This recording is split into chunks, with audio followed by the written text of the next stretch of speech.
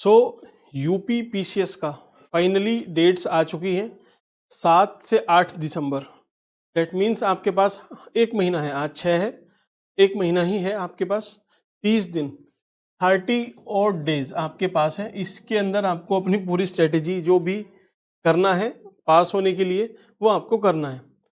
Actual में क्या है ना कि पहले मार्च में था फरवरी में, हाँ मार्च में था, फिर आपका सितंबर के आसपास पहुंचा है एग्ज़ाम, अब यहाँ आ गया, मीन्स अक्टूबर में था और अब ये दिसंबर में। 3 शिफ्ट के बाद बच्चों का मोराल ही टूट चुका है, जो पूरा फ्लो होता है पढ़ने का वो लगभग ख़त्म हो चुका है। अब ये नहीं पता है कि किसका होगा किसका नहीं होगा। मैं आपको अभी बताऊंगा कि आपको अभी कैसे क्या आइडियली कर सकते हो आप इतने कम टाइम में। लेकिन एक चीज़ समझना, जो परसेंटाइल फॉर्मूला दिया है अभी कि 2 दिन में होगा 7 और 8, तो उसके लिए भाई परसेंटाइल फॉर्मूला इन्होंने एक इजाद किया है। इन्होंने क्या बोला है कि सपोज कोई 7 तारीख को बच्चा बैठता है किसी एग्ज़ाम में किसी सेंटर पे और उसके मार्क्स लगभग 120 बन रहे हैं, ठीक, तो वो देखा जाएगा कि उस शिफ्ट में वहाँ पर उस सेंटर पे लगभग एवरेज स्कोर क्या है। तो टोटल नंबर ऑफ स्टूडेंट के हिसाब से काउंट करके देखा जाएगा, फिर इसको 100 से मल्टीप्लाई करके आपका परसेंटेज आएगा, तब ये जाके कुछ निकलेगा। कहने की बात ये है कि आप अगर कुछ कमज़ोर बच्चों के साथ बैठ गए कहीं पे तो आपका काम हो जाएगा। मीन्स उनसे आप थोड़े से होशियार होने चाहिए बस, या फिर आपके साथ लगभग आपके कॉम्पिटिटर बैठे हुए हैं, तब आपके लिए बहुत बड़ा चैलेंज होने वाला है। ये देखिए, इसका लॉजिक मुझे तो कहीं से कहीं तक समझ में आता नहीं है ना। क्या फ़ायदा है, मतलब ऐसे कैसे जज करोगे आप। यूपीएससी में तो चलिए होता है कि वहाँ पे सेंटर होते हैं कि जैसे कोई एकदम ऑफ लोकेशन पे सेंटर डाल दो आप। जैसे मैं बोलता हूँ अगर आप दिल्ली का कोई सेंटर चूज़ करते हो तो दिल्ली में भाई सब कोचिंग करने वाले वहीं फॉर्म फिल करके वहीं अपना एग्ज़ाम देते हैं, तो वहाँ पे कंपटीशन ज़्यादा है, वहाँ की एक तरह से कट ऑफ ज़्यादा हो गई। आप देहरादून या किसी ऐसे ऑफ स्टेट में कहीं ऐसी ऑफ लोकेशन पे जहाँ पे लगभग सब अनइंटरेस्टेड है लेकिन फॉर्म फिल कर देते हैं, आप वहाँ पे अगर एग्ज़ाम दे के आओगे तब आपका ऑलमोस्ट बल्ले बल्ले है।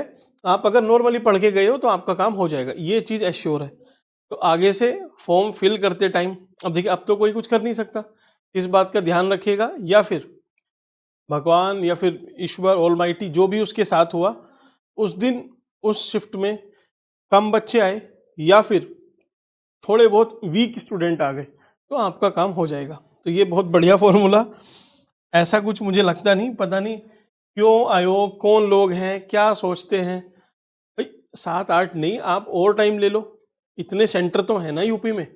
नहीं है तो जो प्राइवेट वाले हैं वहाँ पे भाई थोड़ी सी ज़्यादा आप सीआर फोर्स लगा दो वहाँ पे, उसके बाद करा लो एग्ज़ाम। अब बच्चों के साथ इतना इंजस्टिस क्यों कर रहे हो। एक तो बात हुई ये, दूसरा अब करना कैसे है, 30 दिन बचे हैं, 30 दिन में कितना सब कुछ कर लोगे आप। 30 और डेज है आपके पास, 30 दिन है, इस 30 दिन में आपको मैनेज कैसे करना है। तो देखिए, पहली चीज़ आपको करंट भी पढ़ना है साथ साथ, उसके साथ स्टैटिक भी पढ़ना है। पहले आप डेली देख लो कि आपको क्या क्या पढ़ना है। स्टैटिक के साथ आपको PYQs भी लगाने हैं थोड़े से, ऑलमोस्ट आधे क्वेश्चन लगाना 75 के राउंड, ठीक। फिर आपका बचता है सी सेट। अब ये इतना बर्डन है, ये आप कैसे करोगे, चलिए उस पर भी बात करेंगे, लेकिन मैनेजेबल है ऐसा नहीं है। आपको करना क्या है, करंट के लिए घटना चक्र है। आप सबने चाहे पढ़ा हो, ये सब पढ़ लिया हो या फिर इसको रिवाइज करना हो, वो भी सेम ऐसे ही करना है। घटना चक्र आपने इसका करंट पढ़ा और करंट में देखिए क्या होगा, गवर्नर होगा, स्पीकर होगा, कोई आर्टिकल फेमस होगा, तो वो सब चीज़ें आप स्टैटिक से भी रिवाइज कर लो।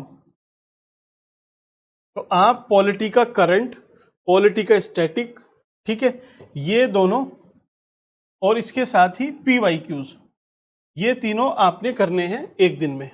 सी सेट के लिए 2 घंटे फिक्स रख दो, चाहे सुबह उठ के कर लो, रात को कर लो, कभी भी कर लेना, लेकिन सी सेट आप फिक्स कर दो कि भाई 2 घंटे मुझे इसमें देने हैं, दैट्स इट। इसके बाद भी मैं बताऊंगा कि जो इसमें वीक हैं उनको कैसे करना है, तो पहले इनका देखते हैं।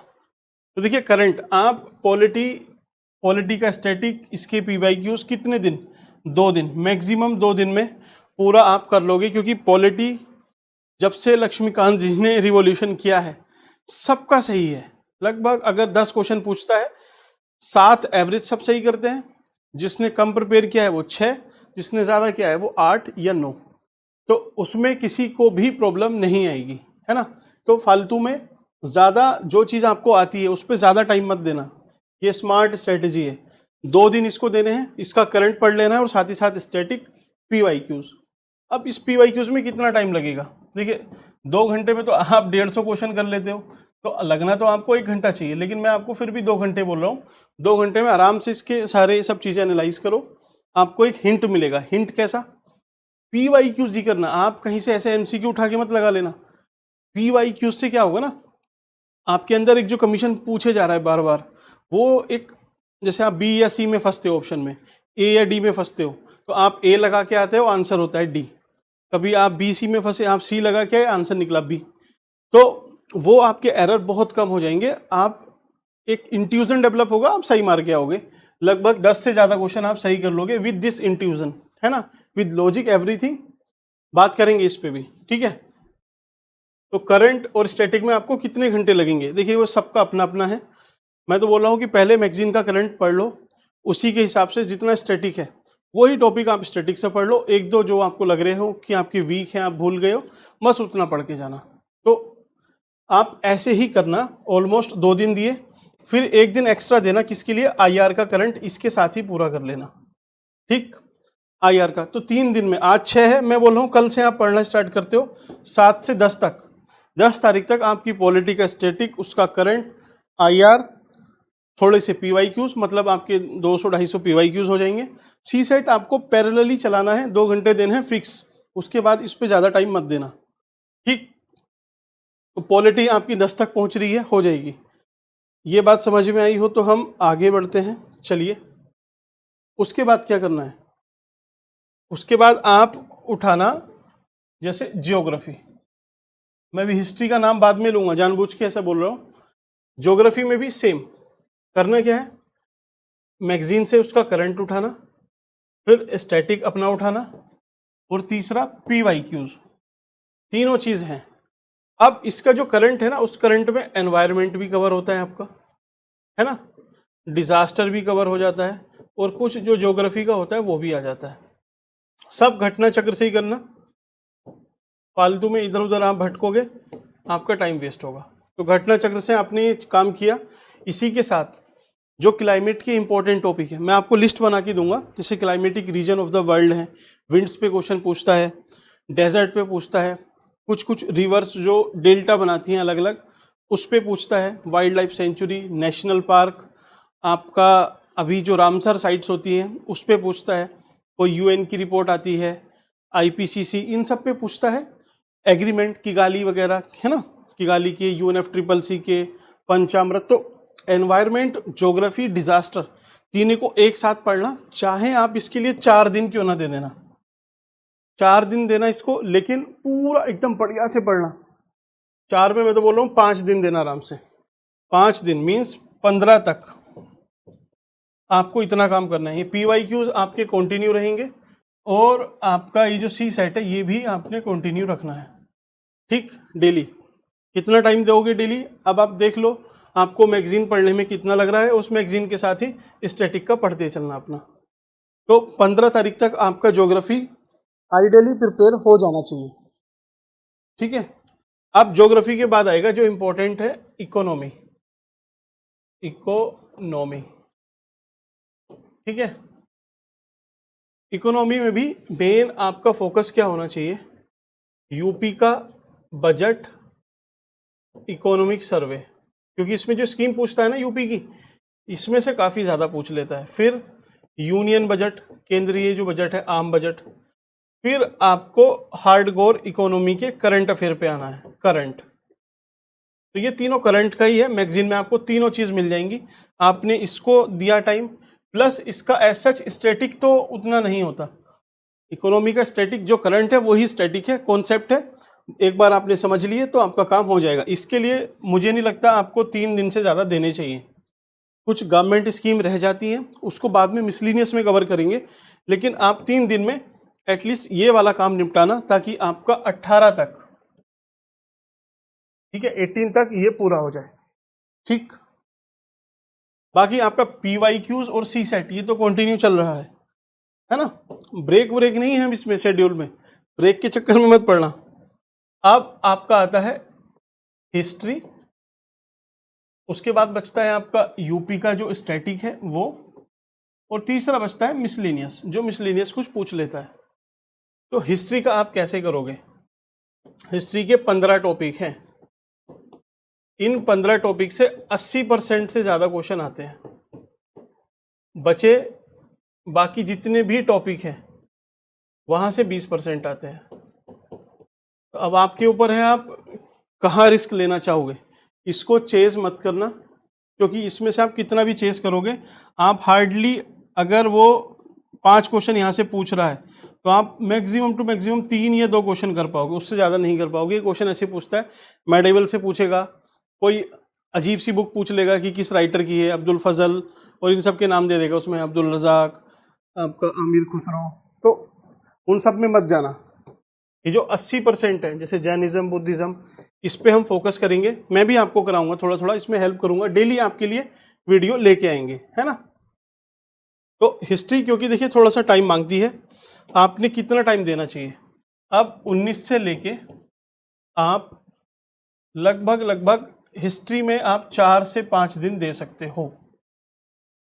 4 दिन दे देना 23 तक, ठीक, इससे ज़्यादा मत देना। क्योंकि और बस इसके साथ करना क्या है, हिस्ट्री के साथ जो सोसाइटी वाला सेक्शन है, घटना चक्र में सामाजिक जो भी करंट अफेयर है उसको पढ़ लेना, कल्चर के भी मुद्दे आपके वहाँ से कवर हो जाएंगे। तो आपका 23 तक हुआ। 23 के बाद आना आप यूपी पे। यूपी का जो करंट अफेयर उसने दिया है, उस करंट अफेयर को स्टैटिक्स से मिक्स करके पढ़ लेना। ये मैं आपको करा दूंगा, इसका मैं आपको बोलता हूँ, ये मैं आपको कराऊंगा। वैसे ये सब भी कराऊंगा, डेली आपको थोड़ा थोड़ा इस पर ब्रीफ किया जाएगा, देखेंगे कि आपकी प्रोग्रेस क्या है, कैसे है।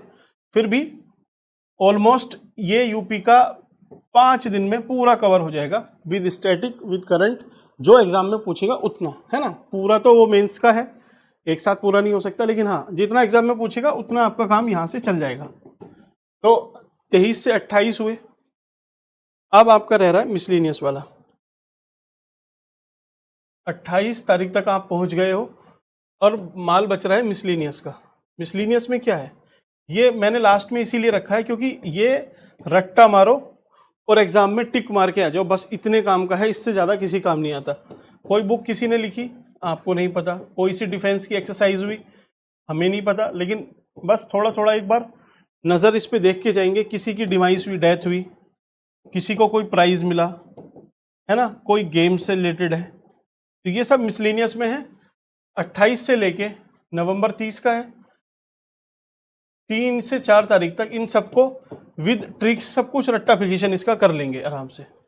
तो आपका ऑलमोस्ट ये पूरा हो जाएगा। इससे ज़्यादा आप कुछ नहीं कर सकते हो। अगर आप कुछ सोच रहे हो तो आप टाइम के अकॉर्डिंग सोच के देखना, नहीं हो पाएगा इससे ज़्यादा, ठीक है। हाँ, साथ में CSET करना है। CSET के लिए मैं आपको कुछ लेके भी आऊँगा, इसके लिए बताऊँगा भी, ठीक है। CSET और PYQs देखिए डेली मैं आपको करा दूंगा। लॉजिक, ट्रिक्स कैसे कैसे करना है, उसके ऑप्शन सब कुछ ढूंढ के आपका काम हो जाएगा। आपको इसमें ज़्यादा टाइम देना नहीं पड़ेगा, 2 घंटा आप देख लोगे, फिर खुद से इसको टिक करके देखना, ठीक है। 1 घंटे की वीडियो रखेंगे ताकि आपका टाइम वेस्ट नहीं हो। CSET के बारे में मैं नेक्स्ट वीडियो में लेके आऊँगा स्ट्रेटेजी, अगर आपको रिक्वायरमेंट होगी, क्योंकि मुझे लगता नहीं कि रिक्वायरमेंट इसकी ज़्यादा होती है, फिर भी किसी को होगी तो CSET पे भी ले आएंगे। तो आइडियली आपका ये मैंने 3 से 4 दिसंबर बोला, 5 दिसंबर लास्ट ले लो, 5 काम खत्म, सब काम आपका रिवाइज हो गया, स्टैटिक, करंट, CSET, एवरीथिंग। तो ऐसे आप आइडियली चल सकते हो।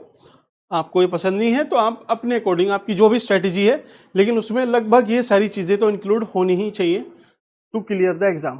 कैसी लगी वीडियो आप बता सकते हो, और भी आपकी कोई सजेशन है तो आप मुझे प्लीज़ रिकमेंड करना। Thank you.